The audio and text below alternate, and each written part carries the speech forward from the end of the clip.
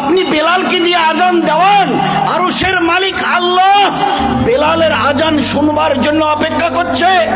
এই দুনিয়ার 18 লক্ষ গুণ বড় সূর্যকে আল্লাহ রুখে দিয়েছে বেলালের আজান শুনবার কারণে।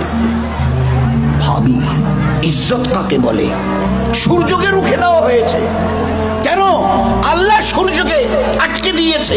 বেলালের আজানের আওয়াজ এখনো আরশে পৌঁছায়নি।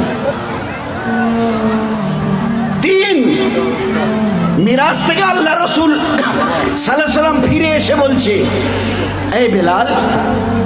লাব্বাইক ইয়া রাসূলুল্লাহ, আমি কাছে আছি, বলুন। এই বেলাল, তুমি কি আমাল করো আমাকে বলো না।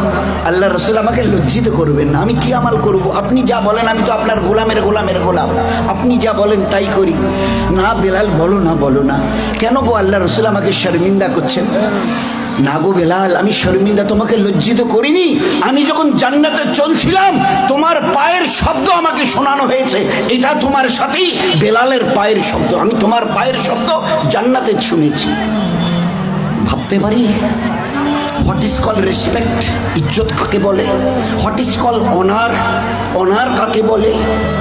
আল্লাহর নবী জান্নাত থেকে মিরাজের ওই রাতে ফিরে এসে বলছে, বেলাল তোমার পায়ের শব্দ আমি জান্নাতে শুনেছি। 4, ও আমার সাহাবা, ও চৌধুরী সাদের পুরো সিতাই হালকার সমস্ত উম্মতের পুরুষ আর মা বোনেরা কান খুলে শুনে নাও, আমি যখন জান্নাতে দাখিল হব আমার উটের লাগাম এই বেলালের হাতে থাকবে। আমি উটের সওয়ার থাকব, আর জান্নাতে যখন দাখিল হব এই উটের লাগাম বেলালের হাতে থাকবে। দোস্ত, বুঝি ইজ্জত কাকে বলে? ইজ্জত কাকে বলে? জান্নাতে ঢোকার পরে আমি বলবো, বেলাল আজান দাও। দ্বিতীয় কোনো ব্যক্তি হবে না জান্নাতে আজান দেবার জন্য, এক্সেপ্ট হযরতে বেলাল রাদিয়াল্লাহু তাআলা আজান দেবেন।